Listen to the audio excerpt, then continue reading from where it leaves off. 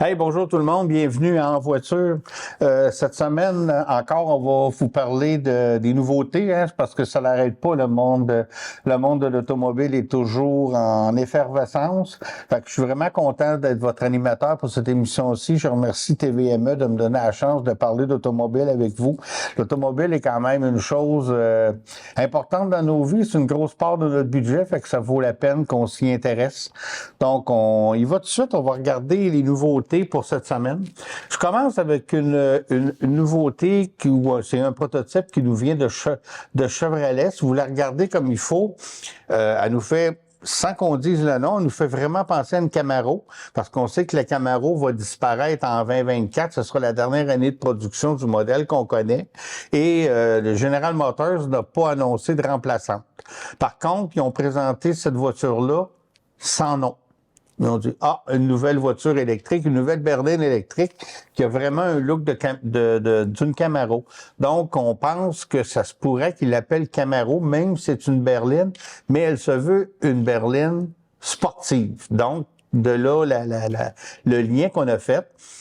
Donc, elle est électrique, elle est sur la fameuse plateforme Ultium de General Motors. Si on pense que Camaro électrique, oui, mais faut faire attention, là. On est déjà rendu avec une Corvette hybride. Je vous en parlerai dans quelques semaines. La Corvette hybride, c'est quelque chose. On dit que la prochaine génération de Corvette, c'est pas pour demain, parce que ça fait pas très longtemps que la nouvelle est sortie, elle sera 100% électrique. Donc, qu'une Camaro devienne électrique, c'est très probable. Que ça soit une berline, c'est un petit peu inattendu, mais je vous montre une photo de quelque chose qui est vraiment possible. On verra comment que GM va la présenter le moment venu. Je veux vous parler de quelque chose, des pneus sans air. C'est par la camionnette du facteur qu'arrive la révolution. Michelin teste ses pneus sans air sur des utilitaires de la Poste, mais la Poste française. Là. On verra pas ça au Québec. Un prélude à une commercialisation qui pourrait se faire attendre quelque temps. C'est pas pour demain matin, parce qu'on peut penser à tous les enjeux de sécurité à haute vitesse et tout. Nous, au Canada, par temps froid, avec l'accumulation de neige dans les ailettes, écoutez, là, plein de choses qui peuvent se passer.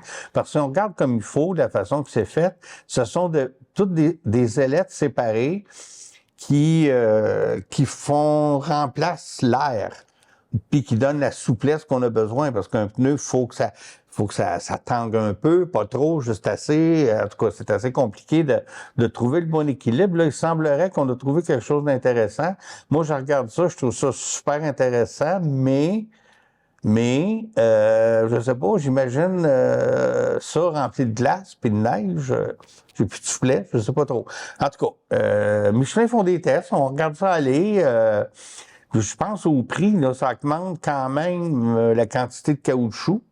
Si on remplace de l'air par du caoutchouc, ça devrait que ça soit un peu plus cher. En tout cas, je voulais juste vous le montrer parce que je trouve ça intéressant. Je sais qu'actuellement, il y en existe sur le marché pour des véhicules hors route, des véhicules qui vont pas sur le chemin, puis des véhicules qui sont portés à faire des crevaisons. Donc ça a sa place. Sur la route, on verra. Là, je vais vous parler d'un autre véhicule qui n'est pas distribué en Amérique du Nord, mais qui l'a déjà été dans les années 80, 79, 80, 82, je ne sais pas exactement. C'est la fameuse Renault 5. La Renault 5, c'est un des modèles les plus attendus en Europe en 2024. Ça, c'est l'an prochain. C'est le retour de la 5 après... je ne sais pas combien d'années, ça fait plusieurs années qu'ils l'ont plus non plus sur leur marché, mais cette fois-ci, elle sera 100% électrique.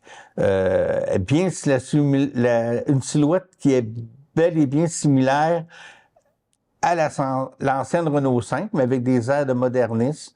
On parle de 25 000 €. Ça veut dire tout près de 30 000 $ canadiens, 32 000. Mais je pense que c'est quand même très abordable. Elle est vraiment, vraiment jolie. Là. Moi, je l'aime particulièrement en jaune. Là. Je sais pas trop pourquoi. J'ai peut-être une petite faiblesse pour le jaune. Mais elle nous rappelle le passé, mais dans des lignes modernes. Donc, ça serait vraiment intéressant qu'on puisse avoir ça sur notre marché éventuellement. Pour faire suite, Je vais vous parler de la Alpine.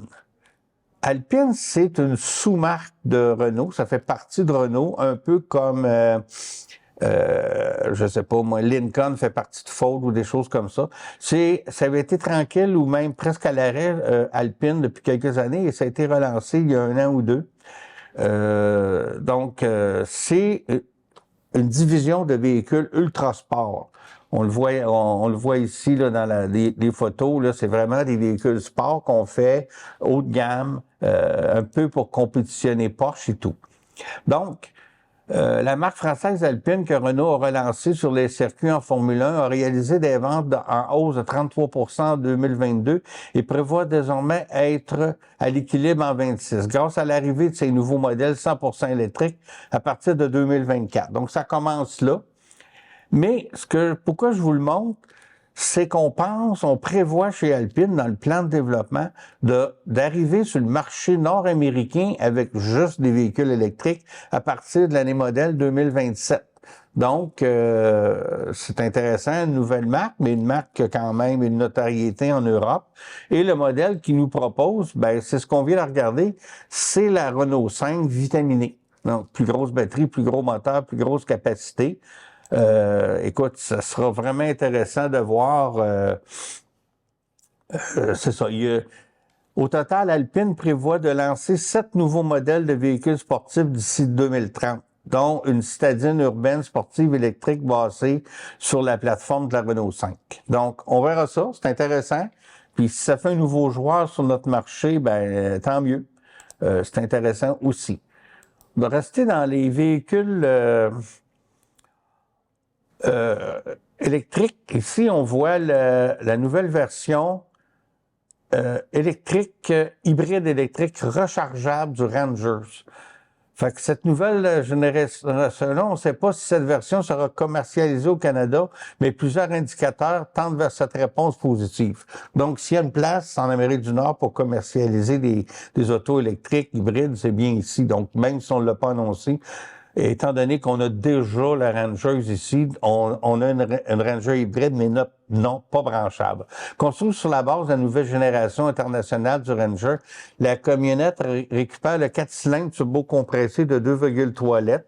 3 litres, dis-je, auquel les ingénieurs de Ford ont ajouté un moteur électrique. Pour le moment, les chiffres officiels demeurent inconnus, mais le constructeur soutient qu'aucune autre motorisation ne fait autant de coupe dans la gamme du Ranger. Comme il s'agit d'un modèle international, il faut regarder du côté mécanique diesel comme un V6 de 3 litres pour voir une motorisation qui excède le couple de 443 livres-pieds dans la version rechargeable. En matière de puissance brute, le 2,3 litres génère déjà 270. On assume que la puissance combinée sera vraiment supérieure. 270 HP dans une camionnette qui est plus petite qu'une camionnette full grandeur, c'est quand même très bien. Donc, avec le moteur électrique, là, c'est vraiment intéressant. Donc, hâte de voir l'arrivée de ça sur le marché. Je pense que ce serait très populaire, là, un Ranger hybride. Fait que on va voir ça. Restant dans le véhicule électrique, en Californie, les policiers vont rouler dans des Tesla Model Y spécialement préparés. Spécialisés dans la modification de Tesla, Up-Plugged Performance a travaillé sur la préparation du Tesla Model Y afin de faire la voiture de police idéale. Les premiers exemplaires se préparent en entrée en service en Californie. Évidemment, Californie, c'est l'État américain où ce qu'on est plus ouvert aux véhicules électriques. Ça ressemble un peu au Québec en fait de mentalité dans ce domaine-là. Donc, c'est vraiment logique qu'on rentre là plus qu'au Texas. Fait que la police de South Pasadena, en Californie, va remplacer toute sa flotte de véhicules par des modèles 100% électriques. De ce fait, les policiers pourront très prochainement rouler dans un SUV Tesla Model Y, spécialement préparé. Donc, on voit ici l'auto aux couleurs de la police, avec le noir et blanc là, qui est rendu pas mal international, en tout cas utilisé par tous les corps de police en Amérique du Nord. Et on voit aussi l'intérieur avec l'ordinateur clavier, tout le kit, tous les choses que les policiers ont besoin dans une auto. Donc, c'est une nouvelle approche. Petite question, je ne sais pas si vous êtes posé, dans notre monde aujourd'hui, toutes les choses ont une date de préemption. Est-ce que les pneus de voiture ont une date de préemption? Avez-vous remarqué sur la gauche des lettres et chiffres du pneu, une autre série commence par les 3 lettres DOT. Le sigle est américain, il signifie Department of Transportation. La norme est devenue internationale. Elle indique la date de production en plus de son lieu et du fabricant. Les 4 derniers chiffres nous intéressent. Par exemple, 0219. 02 signifie que le pneu a été fabriqué la deuxième semaine de l'année 2019. 0219, deuxième semaine de 2019. Vous avez trouvé une des informations. Pour le reste, il est recommandé d'entretenir ces pneus. Ils n'ont pas été remplacés dans les 10 ans suivant la date de fabrication. Il est recommandé, à titre de précaution, de les remplacer. Donc, la vie utile technique d'un pneu, c'est 10 ans. Si on veut vraiment abréger la vie des pneus, autre que de faire beaucoup de routes, ben, c'est de pas bien les d'entretenir des roulés avec pas suffisamment d'air dedans. Rouler un pneu mou va vraiment abréger sa vie. Si tout est correct, on parle de 10 ans. Ce n'est pas une obligation, c'est pas marqué qu'il n'est plus bon. On le recommande.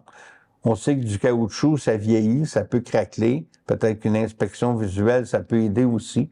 Mais c'est juste un petit aparté. La vie utile d'un pneu, c'est 10 ans. Donc, si vous allez chez un vendeur de pneus, puis que vous regardez la date, puis que le pneu a déjà 5-6 ans, c'est peut-être pas la meilleure des achats. Ou achetez-le pas trop cher.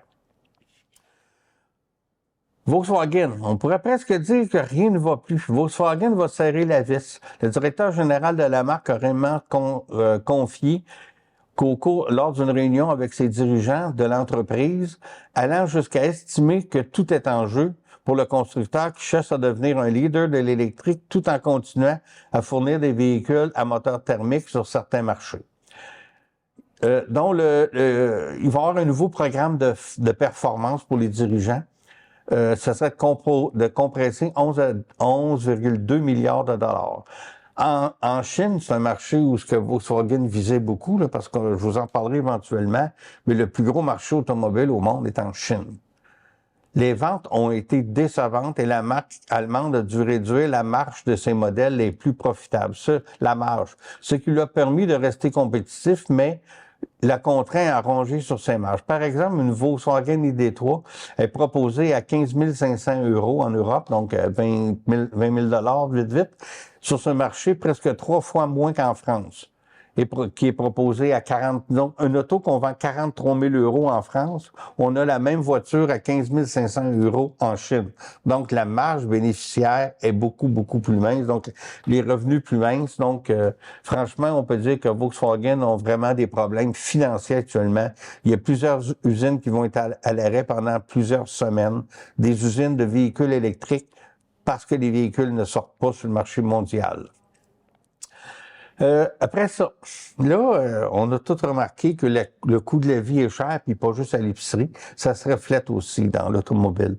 L'industrie automobile est l'une des plus touchées par l'inflation et les derniers chiffres sont à peine croyables. Tenez-vous bien, le prix moyen des véhicules neufs au Québec s'élève maintenant à 64 215 $. J'ai bien dit 64 000. Il s'agit d'une augmentation de 27,3 % par rapport à juin 2022, où on était à 50 461. La plus importante à l'échelle du pays, selon le plus récent indice au prix, selon autohebdo.net. Si l'on compare la fin de 2019, où le prix moyen était de 34 060, c'est presque le double. Hein? 34, 64, c'est quand même quelque chose. Ça. On parle du prix moyen. Oui, il y a des véhicules qui vont se vendre encore à 30 000, mais il y en a 70, 80, 90 000 qui fait notre moyenne de 64. Pour l'ensemble du pays, on parle de 66 288, une hausse de 21 %. Ça inclut le prix moyen de 56 000 pour une voiture neuve ou un VUS, ou dépendamment de ce qu'on achète. Fait que si l'on regarde par province, on l'a ici, on regarde la hausse, ben, on voit bien que le Québec, on est à 64 215 avec une hausse de 27 %. Où est-ce que c'est le meilleur marché actuellement? Ça serait dans les provinces maritimes à 59 419. Après ça, on a du 66 500 dans l'ouest, 69 69 000 aussi en Alberta. Donc, c'est quand même, c'est la tendance, c'est le marché, mais c'est toujours surprenant quand on regarde les chiffres. Fait qu'il n'y a pas juste notre panier d'épicerie qui augmente son prix. Parlant de Tesla tantôt, on va regarder ici, on voit des photos du fameux camion Tesla qui est utilisé par Pepsi aux États-Unis. On va regarder un peu les performances. Sur la base des données qui a été analysée, on a conclu des estimations d'autonomie de Tesla pour le semi est exact. C'est-à-dire, ce que Tesla a annoncé, c'est pas mal ce qu'on fait. Ils ont été notés encore beaucoup de choses inconnues sur les capacités du Tesla semi. Davantage de tests vont donner encore plus de résultats. C'est que le camion peut faire 350 000. 350 000, c'est à peu près 400... Il faudra convertir par 1,6. Là. Mais donc, le camion est quand même intéressant. 350 000 avec une charge et tout, mais ça peut varier. Là, on est dans le sud des États-Unis, mais qu'on arrive ici en hiver, c'est pas sûr, mais c'est un bon début parce que c'est vraiment un camion qui a tout été pensé. On voit que l'aérodynamisme est vraiment présent. Donc, c'est à suivre. Saviez-vous que le plus gros vendeur Lamborghini, la plus grosse salle de vente Lamborghini au monde est à Montréal. C'est le 13 septembre 2023 qu'a eu l'inauguration officielle marquant l'agrandissement du concessionnaire Lamborghini Montréal, qui devient officiellement la plus grande concession Lamborghini au monde, en raison de la superficie inégalée de sa salle d'exposition qui mesure 33 000 pieds carrés. C'est en présence de dignitaires que Pascal Scotti a vraiment inauguré la nouvelle salle. Lamborghini Montréal est dans les affaires depuis 1979, ce qui en fait aussi l'un des concessionnaires Lamborghini ayant connu la plus grande longévité. Notre concession était déjà établie sur un vaste terrain et lorsque j'ai demandé à la Ville de Montréal quelle serait la superficie maximale autorisée pour l'expansion, j'ai reçu une réponse positive et j'ai choisi d'y aller au maximum. Donc, sur le terrain qu'il y a là, il ne peut plus agrandir. Fait remarquable, ce n'est pas à Dubaï ou aux États-Unis qu'on retrouve la plus grande concession Lamborghini au monde, c'est à Montréal. Donc, là-dessus, on peut facilement déduire que les ventes sont sûrement présentes et justifient une telle salle de vente. Donc, on en rencontre quelquefois. Des Lamborghini sur le chemin, c'est pas vraiment une chose si rare que ça au Québec. Maintenant, j'ai quelques clichés plutôt sympas du dossier de presse fourni par Ford. La Mustang. On parle souvent ici de la Mustang I. Là, je vais vous parler de la Mustang GTD.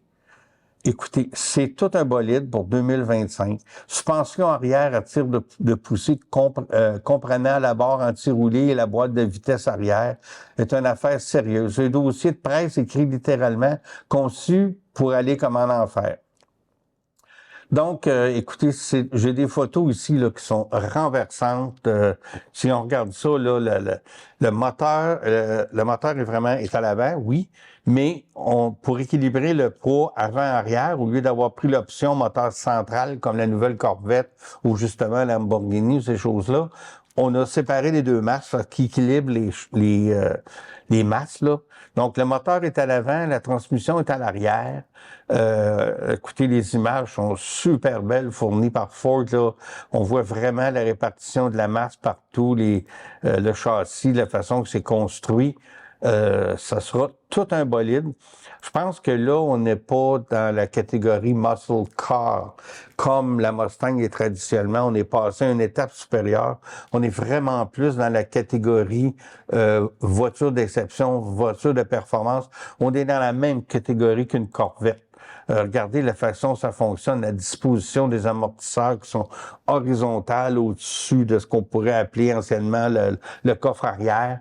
Donc, c'est vraiment toute une conception, les bras de suspension, là, c'est toute une voiture, autant à l'avant qu'à l'arrière, là, des amortisseurs de très haute qualité. J'ai pas le prix, hein, ils n'ont pas annoncé encore. Ça va sûrement être très, très, très dispendieux, mais très performant. Tout ça pour dire, c'est que le véhicule à moteur thermique, c'est pas fini. il restera toujours des véhicules, toujours, je ne sais pas, mais il restera encore des moteurs, des véhicules performants, thermiques. Et on prévoit sortir en 2025. Fait qu'on verra là comment de temps ça va durer, mais il y a sûrement des marchés pour ça. Je finis sur une petite note humoristique. Ici, on voit une Rolls-Royce avec son emblème avant, là. Il semble être un ange qui s'envole. On a vu ça de temps en temps. Et on a probablement ici un pompier, pas un pompier, que dis-je, un plombier en Europe qui a mis une espèce d'emblème, mais si on la regarde comme il faut, c'est pas un emblème, c'est une champlure sur son capot avant pour imiter une Rolls-Royce. C'est vraiment comique. Bon, sur cette note, ça finit pour les nouveautés de cette semaine. On va passer au prix de l'essence. Vous savez que je surveille le prix de l'essence toutes les semaines. Au CA Québec nous parle d'un prix réaliste à 1,72,9, mais le prix moyen à la pompe cette semaine est à 1,76,9. La semaine dernière, c'était à 1,19. Donc, ça varie encore un peu, mais je vous avais parlé d'un 2,10 la semaine passée, mais c'est probablement un échappé ou une erreur d'affichage. Donc, on reste toujours entre 1,70 1,80 1,76,9, c'est le prix qu'on paie actuellement à la pompe. Et CA Québec nous dit que c'est un peu plus cher que le prix moyen. Donc, on peut espérer que ça va pas trop augmenter. Bon, fait que c'est ça qui fait pour le prix de l'essence. Maintenant, on va regarder le reportage qu'on a tourné au Salon d'auto électrique de Montréal au début d'été passé. Donc, on regarde ça ensemble.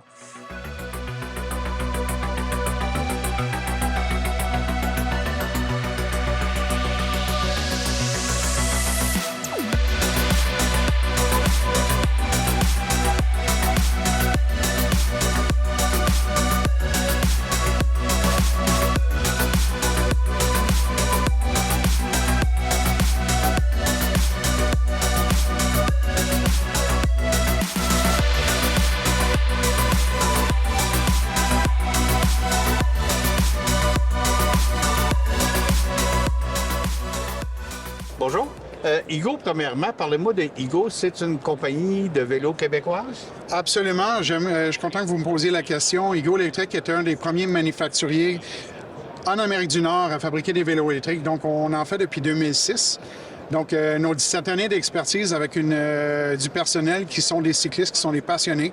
Donc, on veut vous offrir des produits qui vous donnent une expérience cycliste et non pas seulement d'un véhicule. Donc, les gens vont continuer de faire du vélo, mais en étirant le plaisir parce que là, vous avez évidemment de l'assistance de pédalage. OK. Higo, je regarde les différents modèles. Il y en a qui ont le moteur dans la roue, il y en a qui semblent avoir le moteur dans les pédaliers. Oui. C'est des applications différentes. C'est quoi qui motive ce choix technologique-là?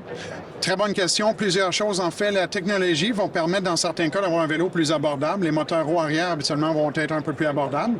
Et les moteurs pédaliers, en contrepartie, vont être un peu plus dispendieux, mais vont aussi avoir une meilleure efficacité à vous donner de l'autonomie à batterie égale. Donc, quelqu'un qui cherche à avoir un vélo qui ne va pas trop faire affecter leur budget, vont vouloir peut-être prendre un moteur roue. Moteur pédalier lorsque les gens pour l'autonomie est plus importante à ce moment-là. C'est un des deux facteurs, mais ce que les gens doivent regarder beaucoup plus encore, que le marché ne met pas assez de l'avant encore, c'est vraiment au niveau des capteurs sur le vélo qui vont engager l'assistance, à savoir est-ce que c'est des capteurs de cadence ou des capteurs de couple. Donc, capteur de cadence, vélo qui vous donne un peu moins de défis à gérer, si je peux dire. Vous allez sentir que vous avez une poussée du vélo à vitesse fixe, alors que les capteurs de couple, vous allez avoir une multiplication de votre effort, vous allez avoir une complémentation de votre effort. Donc, le vélo sait combien d'efforts vous déployez et il va vous aider proportionnellement à ça. Donc, plus précis, plus intéressant pour des vrais cyclistes qui veulent continuer d'avoir une expérience cycliste. OK. Ces deux types de capteurs-là, on a ça dans les deux types de moteurs ou c'est spécial? J'aime beaucoup vos questions. Les gens pensent souvent que les moteurs roue arrière, c'est strictement capteur de cadence. C'est pas toujours le cas. Donc, un vélo qui est derrière vous, c'est un moteur roue arrière, mais il est muni de capteurs de couple. Donc, vous allez avoir le même type d'expérience que sur un vélo avec moteur pédalier. Un moteur pédalier. Donc, il ne faut pas nécessairement mettre ces différents capteurs-là, les associer au moteur. il faut vraiment demander la question quel genre de capteur vous avez sur le vélo. Chez Ego, les moteurs que vous utilisez, que ce soit dans la roue arrière ou au pédalier, c'est des moteurs que vous fabriquez, que vous achetez sur le marché, des moteurs connus? Nos moteurs roue arrière on les obtient via Bafang, qui est le plus gros manufacturier au monde de moteurs. En ce moment, si mes chiffres sont pas, je suis pas trop dans le champ, on parle d'à peu près 42 du marché mondial. Pour nos moteurs pédaliers, c'est une joint venture, je peux me permettre l'anglicisme. Oui. Et on travaille sur ce moteur-là depuis 5 ans. Il est brandé iGo Drive et vous allez avoir quelque chose qui est vraiment unique avec plus de wattage, plus de couplage et avec un accélérateur. Un accélérateur. Oui, un throttle, comme on dit en anglais. OK, on pédale pas puis on avance. C'est sur le vélo. Évidemment, on peut ne pas l'utiliser. On peut même le désactiver à partir de l'application parce que nos vélos sont tous Bluetooth. Donc, les gens vont pouvoir jumeler leur appareil intelligent, désactiver l'accélérateur s'ils veulent ne pas l'utiliser. Par exemple, dans un parc provincial, certains endroits, on n'a pas le droit à l'accélérateur. On peut même le retirer du guidon et ça ne va pas bugger votre système. OK, ouais, bien, c'était ma question que c'était probablement pas légal partout, l'accélérateur. Voilà. Alors, à ce moment-là, c'est aucun souci. On peut soit désactiver ou bien le retirer du vélo. OK. Juste question de sécurité, j'imagine que certaines places, on met non, mais le vélo va pas plus vite. Un vélo électrique, si je m'abuse, c'est limité à 32 km/h. Exactement. Vous avez bien fait vos devoirs. En fait, il y a 4 choses pour qu'un vélo électrique soit légal sur les voies publiques. On doit pouvoir le pédaler, donc l'effort musculaire pour le propulser. Vitesse maximale 32 km/h. La puissance nominale maximale 500 watts. Et si vous avez un accélérateur, il faut qu'il y ait des coupes moteurs dans les 2 leviers de frein. Alors, tous nos vélos sont légaux pour les voies publiques au Canada. OK, donc il y a un coupe moteur aussi. Tu peux pas accélérer en freinant. Exactement. OK, c'est bien. Puis, je vois le vélo aussi en arrière de moi, là, qui me semble... Quand j'étais jeune, on appelait ça un vélo de course. Il me semble un peu plus sportif qu'un vélo de randonnée comme on a autour, là. Oui. Alors, ce vélo-là, on a ciblé une clientèle de gens qui sont déjà, ce que j'aime dire avec un sourire, les guerriers de week-end, okay, qui roulent déjà avec leur... Je pensais que vous étiez pour dire des athlètes. Aussi, ben oui. Souvent, ce sont des gens qui sont plus en forme que la moyenne, qui vont vouloir rouler avec des groupes d'amis. Okay. Et parfois, il y en a un dans le groupe qui commence à avoir des petits défis quand il y a des vents de face ou des montées et qui veut continuer de rouler avec eux avec des vélos qui sont performants. Alors, ce vélo-là va super bien se rouler sans assistance. Et lorsque le défi arrive, pour ne pas décrocher du groupe, vont engager l'assistance et vont pouvoir continuer de rouler avec leurs amis. Bien, c'est bien. Merci beaucoup. Bon salon. J'aimerais compléter, si vous me permettez. Pas de problème. On va voir de plus en plus de gens, parce qu'on est dans le salon du véhicule électrique, oui. On va voir de plus en plus de gens qui vont faire du commuting, vont faire du transport actif avec leur vélo électrique. Oui. Moi, personnellement, je l'ai fait pendant plusieurs années et j'arrivais à mon lieu de travail plus rapidement qu'avec un véhicule. J'avais la possibilité de mettre beaucoup d'assistance le matin, d'arriver en chemise, sans suer. Oui. Et le soir, ben, ça me tentait d'avoir un workout. Je mettais un T-shirt, puis je revenais à la maison, puis j'ai une douche qui m'attend à la maison. Donc, ça permet d'avoir un transport plus vert, qui est plus sain et qui n'ajoute pas de véhicules dans le trafic. Ah oui, parfaitement. C'est sûr, en ville, c'est parfait. Là. Oui. Mais merci beaucoup. Ça me fait plaisir. Merci. Bon salon. J'espère que ça vous a plu. C'est déjà tout pour cette semaine. Soyez prudents sur la route, puis je vous dis à la semaine prochaine.